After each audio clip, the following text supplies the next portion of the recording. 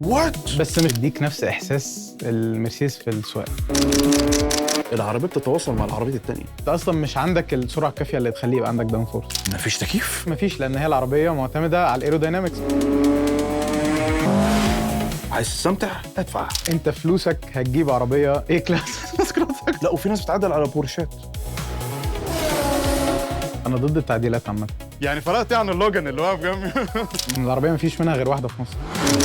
ايه رايك في العربيات الكهرباء عموما؟ بتحبها ولا ما بتحبهاش؟ احب ان انا اسوق الفانتوم، مش ان انا اتساق جواها كمان. نخش في الكار جيمز، يلا بينا. يلا يا احمد نختار كارد بعدها. نبدا بالنص نكمل. اوكي. النهارده معايا ضيف مميز، احمد قرشم، المعروف بجير هيدز. لما الهندسه تجتمع مع الكار انفلونسر الموضوع بيبقى مثير جدا للاهتمام. منورنا يا احمد نورك يا في عمر. استوديو الشافت. ان شاء الله حلقه ممتعه ومفيده للجميع باذن الله. احمد، انت مهندس ايه الاول؟ مهندس ميكاترونكس. ميكاترونكس. الميكاترونكس بقى العربيات الحديثه كلها ميكاترونكس يا جماعه. كهرباء والكترونكس. ايوه، كل حاجه كهرباء، وبتجتمع معاها علم الميكانيكا بالظبط. والحاجات دي. طب انت ايه اللي وداك يعني برضو لحته الكار شوز ايه اللي خلاك تبقى كار انفلونسر؟ البدايه الكرنج بتاعت اي حد ان وهو صغير حب العربيات هي بدايه كرنج موت. تحس العربيات. هتتولد في عيله الناس بتحب العربيات، بتعمل الحاجه بايدها في العربيه، فانت هتحب العربيات وتدوس فيها بقى. فانا كنت بحب العربيات من وانا صغير. لما ابقى قاعد جنب حد بيسوق يخليني امسك معاه الدريكسيون، اجيب يمين اجيب شمال، لحد لما بقى في باشن في الموضوع. ولما عربيه جديده تيجي انزل اقعد في العربيه اتفرج عليها، افضل قاعد ساعه مثلا اتفرج على العربيه، بس مش بعمل اي حاجه غير ان انا قاعد جواها. لحد لما جه الوقت بقى اللي خلاص انا قعدت ورا الستيرنج بتاع العربيه. كبرت شويه. كان اول مره سوقت كان امتى؟ ما ينفعش نقول الكلام ده. ليه 16 سنه؟ انا 16 سنه كان اول مره. لا او 15 سنه قبل كده كمان كنت مانيول يا شيخ. لا ده من عمر مبكر قوي. ما انا بقول لك ده حب منذ لو قلنا انتوا بقى بقول له ايديت بس يعني انا مولود في عربيه. ما يعني حوالي مثلا برايم 5 ده يبقى كام سنه؟ 12 سنه مثلا. 12 سنه بدات تقعد ورا دريكسيون وتحاول تستكشف العربيه. انت بتقول لي 12 سنه على دريكسيون العربيه. طب انت بتطول الدواسات ازاي يا عم؟ كنت طويل. كانت ما شاء الله. بس 12 سنه في حته مقفوله علشان ما يحصلناش مشاكل بعد. ما شاء الله. ده حلو. كانت مرسيدس برضه العربيه دي؟ لا كانت كروز اول حاجه. كانت كروز. اول حاجه فاكر ان انا عملتها، والكروز دي لسه موجوده لحد النهارده وانا بحبها جدا. كروز بقى انهي جنريشن؟ 2010. 2010. العربيه دي عربيه لذيذه بس الجير بوكس بيسخن. بيحصل. لا مش ساعات ينتش منك، بس هي عربيه ستيبل جدا. حطيتوا له كولر ولا تبريد ولا اي حاجه؟ ولا اي حاجه، سايبينه زي ما هو. بس هو خطير، العربيه خطيره ستيبل. الكروز بص بتديك نفس احساس المرسيدس في السواقه. بس مش في الانجن بتاعها. لا انجن بتاع يعني اقتصادي، يعني عربيه اقتصاديه. لا هي عربيه بطه. جد. الموتور 1600 والوزن طن ونص. بس سبحان الله الكروز تحس يعني ان هي فعلا في حاجه ديفرنت. يعني انا ركبت كروز اكتر من مره. العربيه الديزاين بتاعها مش هي حلوه من بره، مش بيقدم. حلوه من بره. العربيه هم عملوها وشكلها شرس جدا. لذيذ. لو اتحط لها موتور قوي زي اللي بتنزل بيهم بره مع الدفع الخلفي كانت تبقى في حته ثانيه. قول لي احنا عايزين نرجع تاني لحته الميكاترونكس في عالم السيارات. اديني كده 3 شركات. احنا قلنا مرسيدس وبورش وبوجاتي. تعال نتعمق شويه كده. مرسيدس مثلا كانوا تحفه، من اكتر الشركات اللي عندهم شطار قوي في الحته دي من زمان. انت ايه اكتر حاجه لفتت نظرك في مرسيدس كميكاترونكس انجينير؟ الاوبشنز اللي هم بيحطوها زي ما قلنا من اكتيف بادي كنترول مثلا. ده من بالظبط كل الحاجات. الديجيتال لايتس اللي موجوده في الاس كلاس دي اللي هي بترقص. لا ده غير ان العربيه بترقص. الديجيتال لايتس بتاعت مرسيدس دلوقتي، انت عارف ان الاس كلاس اللي موجوده دلوقتي انت ممكن تعرض موفي على في الديجيتال لايتس بتاعت العربيه. ديجيتال لايتس. الديجيتال لايتس بتاعت الاس كلاس. وانت ماشي بترسم لك العلامات بتاعت الماب. والميوزك كمان. الميوزك تيجي تدوس بنزين يتغير اللايتس. والحته بتاعت الدانس بتاعتها دي اللي الناس بتستغلها. بيغيروا الميوزك بتاعت الدوسه بتاعت البنزين. تيجي تدوس بنزين تسمع صوت سفينه فضائيه. تدوس بنزين. بس دي شويه حته وقع منهم في شويه الاي كيو اس، في الاي كيو اس حته مع عربيه الكهرباء دي. طب انا بكلمك في البنزين، ايه الحاجات العربيات البتروليوم اللي هي الاحتراق الداخلي ملفته للنظر؟ انا بص شايف الاي اكتف بودي كنترول من وجهه نظري يعني. احنا نتكلم على الموديلات. انا بالنسبه لي مرسيدس بتتقسم، لو حاجه قديمه ما انا بقول لك هي عادي. بتتقسم بالنسبه لي 3 جنريشنز او 4، مم. بس خلينا نقول ان هم 3 اسهل. عندك الموديلات اللي قبل 2000، الموديلات اللي من 2000 ل 2010، ومن بعد 2010 لدلوقتي. ايه الفروقات من وجهه نظرك؟ اللي قبل ال 2000، اللي قبل ال 2000 تسعينيات يعني، تسعينيات وثمانينيات، عربيات كلاسيك شكلها راسيه، خطير، دبابات ماشيه على ماشيه الأرض. لحد دلوقتي، اوبشنز زي الشبح والتمسحه معدله حب الناس فيها والخنزيره وكله. فظيع. الخنزيره دي خطيره. فظيع. اه مصيبه. العربيه لحد النهارده انت بتركبها بتلاقي فيها اوبشنز انت هتنبهر وانت تحفه راكبها. ده قبل ال 2000 انت كان عندك حتى قبل ما يبقى فيه سنسورز، وهم من اول الناس اللي حطوا سنسورز في بجد العربيه. والله دي معلومه حلوه. كان عندك في الشبح كان بيطلع لك ستيكس من ورا كده علشان تشوفها في المرايه فتعرف انت هترجع لحد فين. الله. الشبح دي كانت عربيه مليانه اوبشنز حلوه قوي. عربيه كانت مليانة. اوفر انجينيرد بشكل انت عارف على عصرها. طبعا على عصرها. من ابسط الحاجات الوايبرز بتاعت العربيه، المساحات دي ميكاترونكس باي ذا واي، كهرباء ومساحات. لا والحركه بتاعت الوايبر انت عارف هم عندهم السنجل بليد الواحده. انت عارف دي اكتر حاجه افكتيف لحد دلوقتي. سنجل بليد يعني شفره واحده هي اللي بتتحرك، بس هم بتاعتهم بقى واحده بتطلع في النص وتدخل تاني، يعني هي بتبدا عادي تلف تطلع تقوم نازله تطلع كده. واو. الديزاين بتاع الحركه بتاعتها ده اكتر حاجه افكتيف لحد دلوقتي. ما شاء الله. نايس برافو مرسيدس. طب الاجيال الاحدث بعد 2000 ايه اللي حصل؟ من 2000 ل 2010 اعطال، سمعنا عن اعطال، عن مشاكل. بص الاعطال دي عند بتوع مشاكل في الهيدروليك، وانت بتاع ميكاترونكس. لا الاعطال دي عند بتوع البي ام مش عندنا. لا مرسيدس. الاعطال دي مرسيدس اللي هي بيسموها اللي مش عارف، مش هينفع اقول اسمها، اللي هي مشيها اللي هي عيونها كبيره، الاس كلاس. الاس كلاس بتاعت 2002 انا لسه هقول لك. بص من 2000 ل 2010 هم عملوا عربيات اساطير، بس كان عندهم مشكله في الاس كلاس بتاعت 2000 ل 2003. دي كان بدا يبان فيها مشاكل، وكان حتى من جوه الزراير بتاعتها كانت بتبوظ مع الوقت. والاس كلاس دي انا مش بعتبرها مع الاجيال بتاعت مرسيدس. هل ده بيخلينا نرجع تاني لنقطه مهمه قوي، او نفكر في نقطه مهمه، انه الصناعه مع مرور الوقت بقت استهلاكيه بشكل كبير حتى في السلع الفاخره؟ بس يعني انا هي بس هم رجعوا عدلوا ده في 2003 وظبطوا نفسهم وعملوا بعد كده الاس كلاس. مش فاكر هي الدبليو 200 وكام، 222 تقريبا، كانت خطيره، اللي هي الناس بتقلبها دلوقتي ميبخ. دي ذاتس ماي اللي دريم كار. هي شكل الميبخ. 222 دي من احلى اشكال مرسيدس، دي احلى اس كلاس. انت متخيل ان في حد بيجيب العربيه دي ويقطعها ويغير شكلها؟ احنا هنتطرق لده قدام للتعديلات في السوق المصري. بالظبط. يعني ضحك السنين، التعديلات البلدي والقرف ده في السوق. لا بس خلينا دلوقتي من 2000 هي ذوق في الاخر، بس احنا بنتكلم كايه في الاخر، يعني كله يكتب اراءه. يعني لو اختلفت يعني عالم السيارات كبير. هو مفيش غير راي واحد. مفيش غير راي واحد.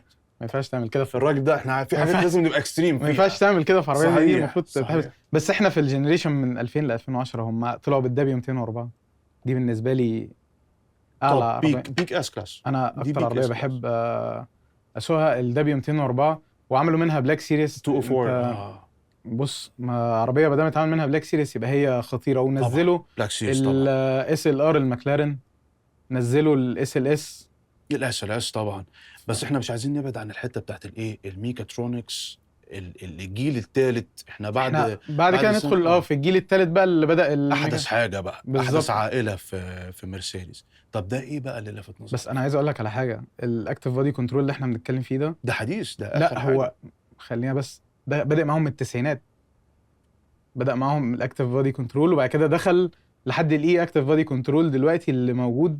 كاميرا بتشوف المطب جاي تبقى مجهزه السسبنشن، العربيه تبقى ادابتيف مع الطريق بالزبط. حتى لو مال شويه هي شايفه الطريق قبل ما تدخل عليه.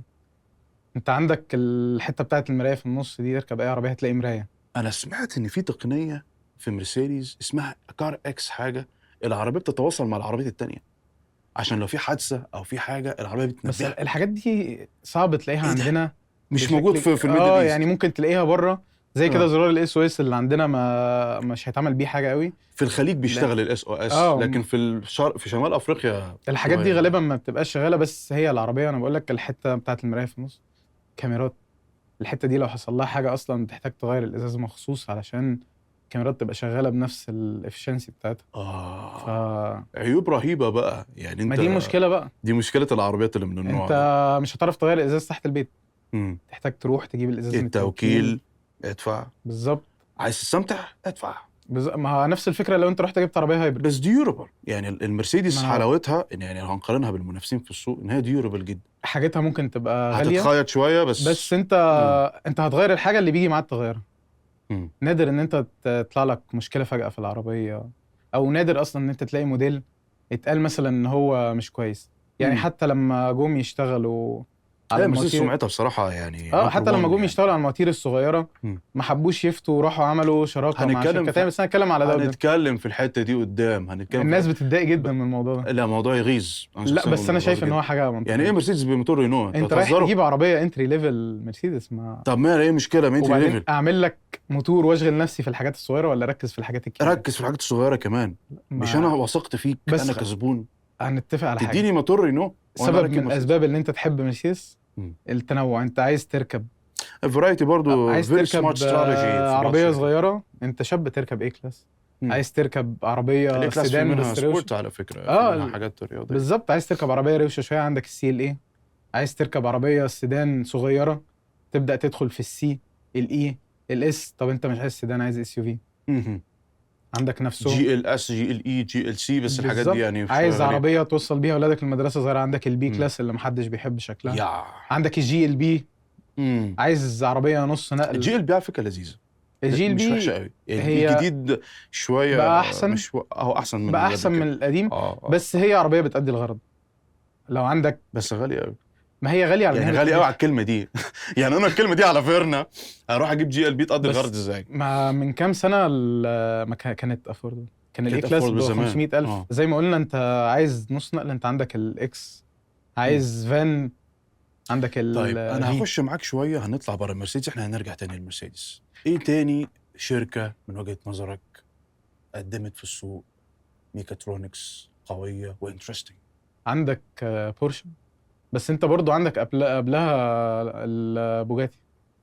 تعال نتكلم في البوجاتي احسن. بس البوجاتي مشكلتها ان مش انترستنج جدا. بس مش الناس مش بتشوفها.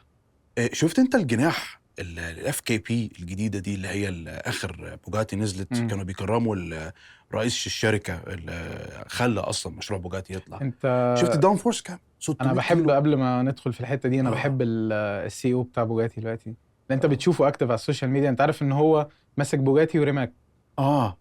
الراجل ده اكتف جدا، ان انت ممكن تعمله كومنت يرد عليك، ياخدك بيعمل فيديوز، بياخد الناس تور في ده المصنع. الناس هنا في الشرق الاوسط يمسك محل تحت بيتهم يسوي مدير لا عليك. انت لو بتتفرج على ده مدير فولكس فاجن. بتتفرج على اليوتيوب، شفت اللي فككوا وبوجاتي. البوجاتي، واو. دخل رد عليهم وقال لهم ليه انا مش هديكوا بارتس للعربيه وبتاع. بوجاتي تبع فولكس فاجن. ايوه كان في يوتيوبر مشهور كده دخلوا في مناقشه مع بعض، وهو رد عليهم وقال لهم تعالوا وبتاع، وبيجيب ناس اصلا تورز عنده في المصنع. فالراجل ده مبهر جدا. ده اسلوب في الاداره انا شايفه ناجح جدا. في نماذج كتير ناجحه بيتبعوا اسلوب ايه، مش بس مع الجمهور، حتى كمان مع الموظفين. بتاع كونيزك يعني كده هنروح في المانجمنت شويه، بس هو عامه اللي بيتبع ثقافه ان انا بسمع الجمهور وبسمع الزبون وبسمع الناس عايزه ايه، ده بيكسب. البوجاتي ايه رايك فيها؟ انا شايف مثلا الوينج اللي بيطلع ده بيعمل داون فورس 600 كيلو عشان العربيه تثبت في الارض. انا بس عايز اقول لك حاجه. آه. انت مبهور ب 600 كيلو. انت عارف البولد ابهرني بقى. بتعمل داون فورس قد ايه؟ قد ايه؟ عند بعد سبيد معينه الداون فورس فيها بيوصل ل 3000 كيلو. اوف. داون فورس. ليه انا محتاج 3000 كيلو عشان اثبت العربيه في الارض؟ العربيه هتطير منك فيزيكس. في الكورنر. دي كلها فيزيكس. انت عايز تلف في الكورنر باعلى سبيد عندك، يعني فانت واضح ان ده تنافس هندسي. يعني هو انا كان مش هحتاج دي تحف هندسيه بقى يا جماعه. انت عارف ان العربيه دي احنا مثلا عدينا خلاص مرحله النيدز. يعني احنا انت عارف العربيه دي شبه البيتل. استعراض عضلات. هي والبيتل فيها حاجتين من انا ما بعض. اعرفش العربيه دي بصراحه، نورني يعني. البوليت نور دي الناس هي والبيتل فيهم حاجتين نفس بعض. انت ركبت بيتلز قبل كده؟ كان عندنا بيتل، عربيه غريبه جدا، موديل 50. انت متخيل بقى ان البيتل فيها حاجه موجوده في البوجاتي بوليد اللي موجوده دلوقتي؟ الاثنين ما فيهمش كولينج سيستم، بيعملوا كولينج بالهواء. مفيش تكييف؟ لا، كولينج سيستم انت قصدك للعربيه. سيستم تبريد؟ مفيش يعني سيستم تنفس تبريد طبيعي. للعربيه. العربيه بتبرد بالهواء. انت لو فتحت البوجاتي بوليد اكتر من دقيقتين 3 مثلا، تنفس طبيعي. العربيه هتولع منك. فدي ما تنفعش في الشرق الاوسط، ما ده انا بعتبرها لا، عيب. والعربيه اصلا ما ينفعش ان انت تدورها وتقف بيها او تنزل تمشي بيها في الشارع. اه العربيه يعني كان حد مشهور جدا في امريكا جاب العربيه دي، اوكي. وكنت بتلاقيها غاليه موت طبعا عربيه، تلاقي ده لو بتتكلم عرفت في تجيبها اصلا يعني انت يعني مش هتعرف تجيبها انت عايز كده كده. وسايط بال وبعد ما جابها كان نازل يلف بيها، فانت متخيل ان اوكي. هو دورها دقيقتين بعد كده مش عارف اه يركبها خلاص. انت تركبها هتراك بس، اوكي اكتر من دقيقتين مفيش، لان هي العربيه معتمده على الايروداينامكس، وان هي الهواء هيدخل لها، يا اما هيعمل كولينج للانجن بتاعها، يا اما هيعمل داون فورس، يا اوكي. اما هو هيطلع من حته هي عامل لها ديزاين ليها، سواء من تحت من فوق. انا بصراحه شايف ان ده مش احسن اختيار، وتلاقي بملايين يعني بس ليه اشتري مش بوجاتي أحسن احسن من اختيار؟ الفلوس دي، تبقى تبريد وسيستم وقصه كبيره يعني. ما وجهات هي نظر. ما هي انت هتركبها على التراك، بس ده لو انت جبتها ركبتها على التراك بجد. اها. يعني انت لو ركبت البوجاتي البوليت دي على التراك بجد هتبقى مبسوط، انما انت لو جبتها تركبها في الشارع تلف بيها، عشان كده هي مش موجوده في مصر. مش موجوده في موجوده في الميدل ايست عامه العربيه دي انا ولا ما لا؟ ما شفتش اعتقدش حد ان في حد اصلا اخدها اشتراها. غير الواحد تلاقيها في ده. الامارات اكيد. لا، ما شفتش حتى حد غير الراجل اللي في امريكا ده اللي هو اها اعلن ان هو جابها اوكي. ونزل لف بيها في بيته يعني. وولعت. لا، ما هو ما لف مش بيها 5 دقايق اوكي، ده حاجه ده ولحق تاني. قبل ما ولع. هو عنده بيت كبير فهو نزل لف اكنه ما تراك شاء يعني الله ما ما شاء الله. بس. طيب بالنسبه لبوش، احنا ايه رايك فيها انت برضو؟ كنا يعني في الترتيب من وجهه نظرك بوش ايه الحاجات الميكانيكال كده جميله اللي بورش دي من فيها حلو؟ الشركات اللي بتفكرني بمرسيدس قوي عامه. مهم. عندهم فرايتي المدرسه كبيره جدا. الالمانيه الجيرمان هم انجينيرنج. تقريبا بيحبوا يدوا اوبشنز لكل الناس. اه انت لو عايز عيله اوكي. عندك الاس يو فيز بتاعت بورش. تحفه المكان والكاين، على فكره دي معظم المبيعات بتاع بورش على العربيات دي اصلا. بالظبط، اه واصلا العربيه بيزد على الاوديز واللامبورجينيز، فانت بتاخد عربيه من نفس العيله. عربيات اوكي. خطيره. لو هتاخد عربيه، عايز عربيه فيها سيتس 4 سيتس مثلا، عندك الباناميرا. الباناميرا. لو طيب عايز الباناميرا فيها جناح جميل قوي، يعني بحس ان دي تقنيه، حتى عربيات صيني النهارده بقت انا لسه بتنسخ. هقول لك انت ممكن تجيبه بربع الثمن، اه اقل من ربع حرفيا الثمن شفت، وفي كمان. الديزاين كمان شفت بس افاتار 12 وال هي باناميرا. اه والجناح بيطلع كده، ما هتضحك عليا، تضحك على مين؟ طب دي حاجه متطوره. انت عندك الام جي الجناح والام فيه جي بالظبط نسخه، نفس. وعاملينه حلو بصراحه. مش ده ايه يا باشمهندس بقى الحته دي؟ اديني في الهندسه كده، اديني في بص، هو الحته ده دي ده كعربيه اقتصاديه مثلا، سيبك من البورش. انا دلوقتي عندي في عربيتي الام جي 7، هي ام جي 7 صح؟ زرار بيبقى استعرض كده، ده بينفع؟ بص، ده بيديني انت داون انت انت فورس قلت عربيه. زرار بيستعرض. اه انت عشان تعمل داون فورس انت محتاج تبقى ماشي على سبيد. انت وانت صحيح، ماشي بعربيتك هتمشي على سبيد عشان في يبقى في الشارع. قوه ضغط. انت وانت ماشي على الطريق محتاج السبيد، محتاج الداون فورس في ايه؟ نورني. مش محتاجه. انت اصلا مش عندك السرعه الكافيه اللي تخليه يبقى عندك داون فورس. فانت لازم كل ما السرعه بقت اعلى، انت كل كل ما ما السرعه الداون تبقى اعلى فورس بالظبط. بقى اقوى على بالظبط، العربيه. هو اصلا الوينج في عربيات السباق بيبدا يفتح على السبيد العاليه، او وهي بتعمل بريكنج فيبقى عندك اير بريك. اوكي. انت ماشي على طريق 80، اه ده طب ولا يعمل اي حاجه. ودي ميكاترونكس برضه حاجات وايرو ريليتد يعني، داينامكس وكل ده. ايروداينامكس صحيح. بالظبط.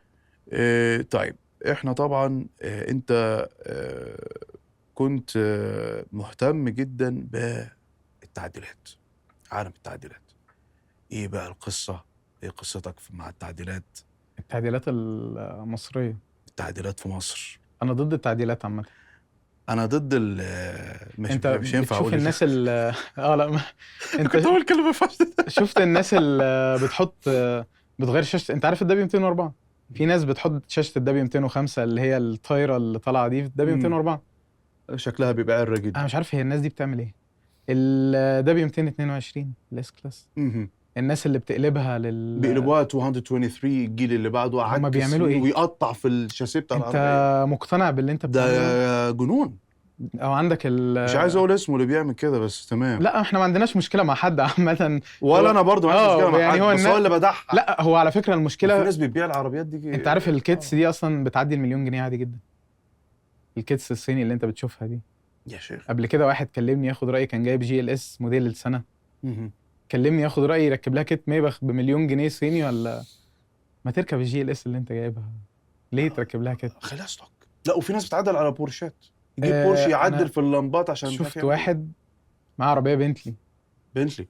2008 2009 تقريبا. الله، دي ايه كونتيننتال ولا؟ كانت كونتيننتال. مهم. راح غير الشاشه بتاعتها بشاشه صيني، والعدادات بتاعتها الكروم الخطيره. احنا عندنا سياسه في الشركه، ما ينفعش نشتم، ما ينفعش نشتم.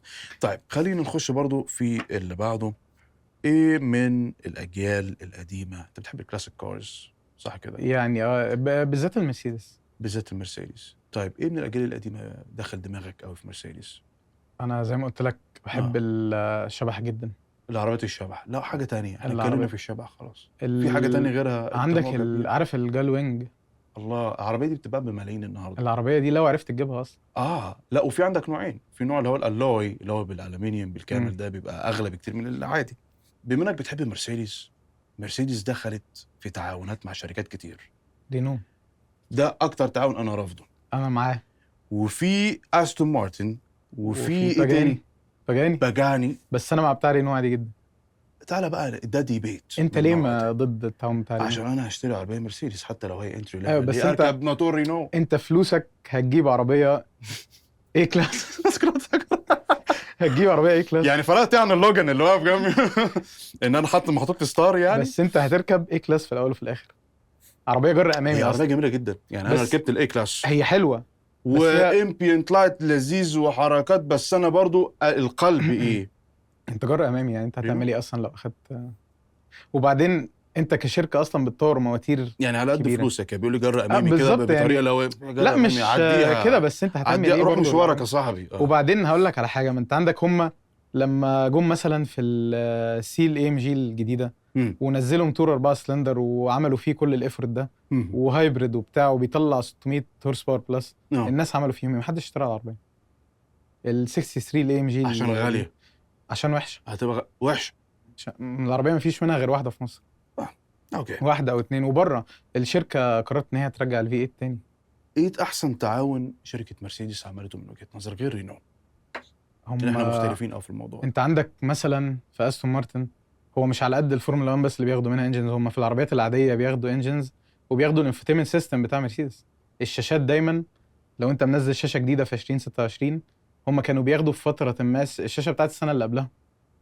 فانت هم الاثنين عايشين مع بعض دايما. عندك باجاني الموتور الفي 12 لحد النهارده بياخدوا منهم نفس الموتور. في تعاون قوي ما بين الشركتين. فانت متخيل حاجه زي باجاني بتبيع باضعاف السعر بتاخد منك. طب ما انت كده اللي بيشتري باجاني هيجي يقول لك انا ليه اركب زي اللي راكب مرسيدس؟ ما هو لو انت بصيت لها زي رينو. بس ده لا معلش يعني لا دي مش زي دي، معلش. ليه؟ دي مش زي دي لان رينو عربيه اقتصاديه. انت تبقى راكب، انت عارف ان انت وانت راكب بوجاتي. لا عربيات خشنه قوي. انا بصراحه ما بحبش العربيات الفرنساوي في العموم بصراحه، يعني مش بفضلها قوي. خشنه شويه، اقتصاديه بزياده. شفت مفتاح انا مش مع المدرسه دي. حتى لو انت مفتاح البوجاتي الفيرون نفس مفتاح الفولكس البلاستيك الصغير. أيوة طب ما انت اللي راكب بوجاتي كده هيقول لك انا دافع فلوس في ايه؟ يا اخي عالم السيارات مليان حاجات غريبه جدا. بالظبط. فايه اللي فيها لما رينو انت ما تتوقعهاش. انت مين يتوقع عن الرولز رويس بي ام؟ دي نقطة جميلة جدا. مين يتوقع ان في اجزاء من بي ام دبليو جوه الرولز رويس عشان هم جروب واحد وميني كوبر كمان. الرولز رويس الجوست هي ال 700. اوكي، هي نفس العربية. هي نفسها هي العربية بس مقلوبة. انت لو بصيت على الجديدة هتلاقيهم حتى نفس الشكل. الجديدة اللي لسه نازلة من فترة دي متسربة لها بالظبط، هتلاقيهم نفس الشكل. فعلا فيها كتير من الرولز رويس بشكل كبير. فالتعاونات دي حاجة عادية جدا انا شايفها. انت كشخص بيحب الميكاترونكس وعالم المحركات والحاجات اللي زي كده، ايه رايك في العربيات الكهرباء عموما؟ احترمها وما احترمهاش. وهبدا معاك من المرسيدس الكهرباء الاي كيو اس. انا مش مع الكهرباء قوي، بس لما ركبت العربيه دي انا حسيت اني راكب سفينه فضائيه. 1000 حصان على دوسه البنزين. انا بقول لك انا في واحد صاحبي رقبته اتخبطت في البتاع ورا في الكنبه من كتر الداون فورس بتاع العربيه. ما كانش طبيعي، بمعنى اصح ما كانش متوقع. ايه رايك؟ انا بحترم العربيات الكهرباء كتكنولوجي، كايفورت معمول في العربيه، كسيفتي، كحاجه فيوتشرستك تقعد جواها. انما ما احترمهاش كعربيه. ليه بقى؟ عربيه ايه وجهه نظرك في الموضوع؟ تاخد بيها مشاويرك. اتس جيف اند تيك. يعني تلف بيها في كومباوند كده، لكن انت تنزل تركب العربيه دي تتبسط بيها. مين هيتبسط وهو راكب؟ هتتبسط بشاشه بتاع، بس ده مش حد عايز يركب عربيه. وعشان كده شركات كتير فعلا لما تحولوا للعربيات الكهربائيه خسروا مبيعات زي بس بورش. بس ستيل بورشه تايكان عربيه محترمه جدا. اكيد.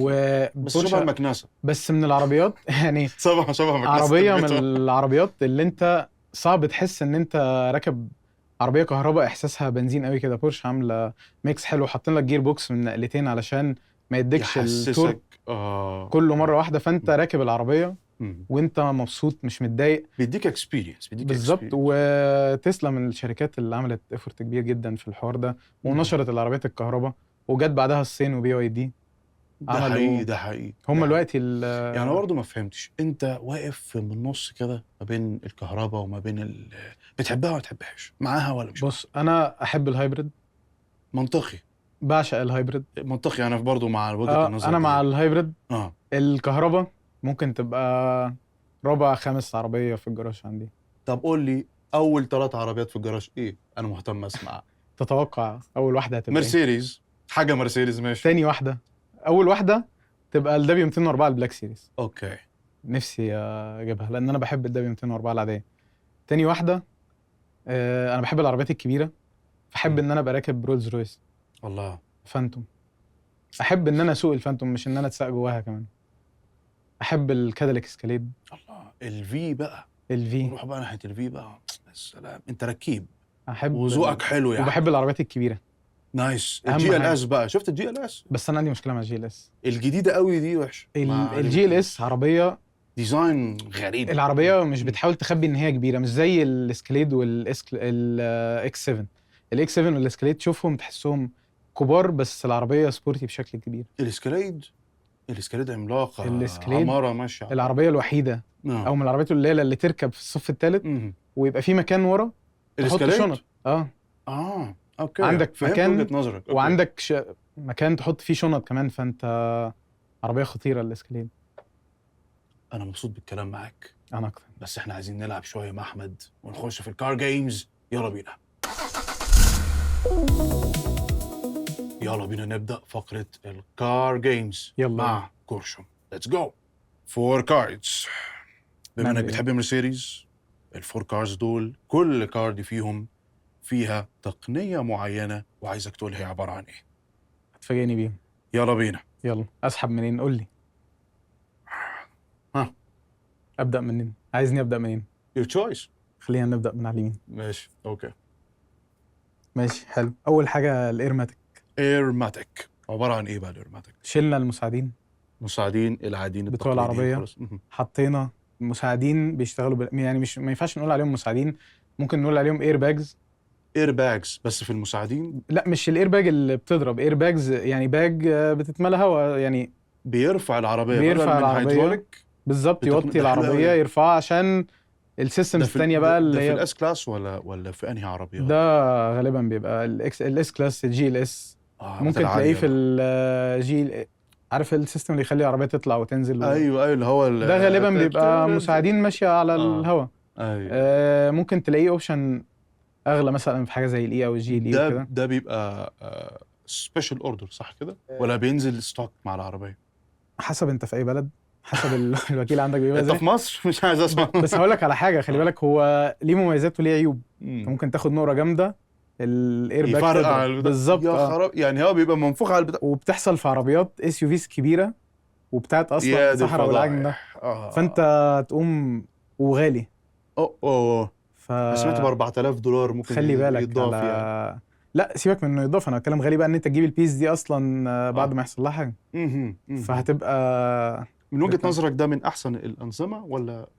بص هو في حته رفاهيه حلوه جدا. آه. ان انت سواء بقى في ده او في اي عربيه تانية، لما تفتح الشنطه كده العربيه تقوم نازله لك، تقوم حاطط انت الحاجه بتاعتك. الله. حاجه مش هتحس بيها بس الله. هي انا عايز يحصل معايا. العربية تنزل لك مخصوص. يا سلام. تفتح الباب في بورشه لو عربيه او اودي عربيه لو دخلت فيك من الجنب جامد، بتقوم رافعه على الكوشنز دي علشان ما يجيلكش انت حاجه من الخبط. واو تكنولوجيا حلوه يا جماعه. يلا يا احمد نختار كارد بعدها. نبدا بالنص نكمل. اوكي ماشي. ماجيك بادي كنترول برضو. ماجيك بادي كنترول. ده كنا اتكلمنا عنه قبل كده واحنا بنتكلم. نايس. انت معتمد. نأكد المعلومه على الناس بحيث ان الناس تبقى فاهمين واخدين بالهم اكتر؟ معتمد على اللي احنا قلناه قبل كده. انت عندك الكوشنز دي تفضيها تملاها تمام، بناء على ايه بقى عندك كاميرات في النص عند المرايه بتراقب الطريق، تشوف حته نازله حته طالعه في العربيه قبل ما تدخل، بدل ما تتفاجئ بالحته اللي نزلت او طلعت، هي عارفه اللي هيحصل لها. العربيه سمارت انف ان هي تتكيف مع الطريق بل وتتوقعه. بالظبط، فانت داخل على نقره هي تحاول على قد ما تقدر ان هي تبقى مجهزه نفسها، فانت ما تحسش بالحاجه دي. او انت لو هتاخد كورنر جامد، فانت بدل ما تيجي مع العربيه مع الارض يمين شمال، هي هتقوم رافعه نفسها ظابطه في حاجه نفسها. اسمها العزوم، انا ببقى قاعد جوه العربيه نفسها في حاجه اسمها عزم العزوم، حاجه كده انت تتحرك مع العربيه، لا انا بريحك جوه بالظبط. العربيه عشان تبقى الباشا مرتاح وهو سايق. بالظبط، فبدل ما نايس. تيجي يمين او شمال مهم. عشان تاخد الكورنر وانت مرتاح، العربيه هي هتتحرك لك. حلو قوي الاوبشنز دي، احنا عايزين مرسيدس يا معلم. بقول لك مختلفه. اختار كارد بعدها. ناخد ها دي. يا ساتر. ماشي، الفورمات اي حاجه عندهم ماتيك. ماتيك، اوكي. فورماتيك. فورماتيك. ناس كتير فاكره عربيات الدفع الرباعي او الدفع الكلي اس يو فيز، اوكي. بس انت ممكن تبقى راكب عربيه سيدان وتبقى فورماتيك وتبقى عادي. فورماتيك. طب ايه الفورماتيك؟ يعني ايه بقى؟ دفع كلي للعجلات، عجلة كل كلها عجلة شغالة. بيوصل لها الباور اللي هي محتاجاه. انت مش بتاخد باور لكله على الفاضي او باور ورا بس او قدام بس ده ممكن يبقى اوبشن بيبقى اغلى شويه، ممكن يعمل لك مشاكل في بعض الاماكن ان انت ما تعرفش يعني انا تدخلها. فورماتيك عندي مستويات ولا هو مستوى واحد؟ لا فكرة مش واحدة. فكره مستويات، بس فكره ان انت يا اما العربيه يعني الدبليو 204 مثلا او السي عامه ممكن تجي لك عاديه دفع خلفي او فورماتيك. مهم. فالفورماتيك هيساعدك ان انت يبقى فيه ثبات احسن، التورك متوزع احسن، مهم. حته فيها تراب فهو مش هيدي باور للعجله دي، مهم. هيوديها في حته تانية. ده ده بيحسن جميل اداء السيستم ده. بس مش تدخل بيها الصحراء. مش افكتيف في الصحراء؟ لا، ما معقولة؟ لو عربيه سيدان، يعني انا بتكلم لو سيدان هو لو سيدان معمول للطريق، صحيح. مش معمول ان انت تدخل بيها بقى المفروض. صحيح. هو اوبشن حلو جدا. اخر كارد معانا. فاكرين الاي كيو بوست من اسمه أيوة. الكتريك بوست. ايوه بيعمل ايه؟ انا عايز اعرف، انا ما اعرفش باتري. يعني ايه كي بوست. اوكي. 48 فولت في العربيه، اوكي. تديك بوست. انت اول لما تدوس بتلاقي عندك لاج، اوكي. العربيه ما تشدش معاك مره واحده. طب ايه الحل؟ الكهرباء هنا بقى. دي كانت بدايات ما قبل زمن الهايبريد والحاجات دي، كان الناس تقعد تدخل الكهرباء شويه كده تحسن اداء العربيه لما تدوس مع مثلا الزحمه، يقوم الكهرباء داخله شويه اكتر فيوفر لك في البنزين. حلو قوي. فانت ده لما تدوس حلو تلاقي أوي. عندك الدوسه تحت رجلك والعربيه بتطلع مره واحده. الله. فده كان حاجه خطيره جدا. يا اخي مرسيدس فعلا من العربيات وهم الجميلة. دايما بيخترعوا حاجات جديده دايما. وهم شعارهم the best or nothing، وده حقيقي the best or nothing. وانا ما اقدرش الومك تاني اجان في حب العربيه دي. انا انبسطت جدا معاك يا احمد. أنا أكتر. كان نقاش جميل، ولما تتكلم مع حد بيحب المرسيدس دايما بتلاقيه فاهم وبيخش في الديتيلز وكده. انا اكتر والله. واحنا وصلنا لنهايه حلقتنا النهارده. فعلا المرسيدس من العربيات الجميله اللي ممكن نتكلم عنها طول اليوم. احنا اتشرفنا بيك يا احمد. انا اكتر شكرا جزيلا. ممكن نقعد نتكلم عن المرسيدس. صحيح جدا. كانت حلقه ممتعه ومفيده. ما تنسوش تعملوا سبسكرايب ولايك وشير وتسيبوا لنا في الكومنتس رايكم في النقاشات اللي احنا اتكلمنا فيها مع بعض. بيس.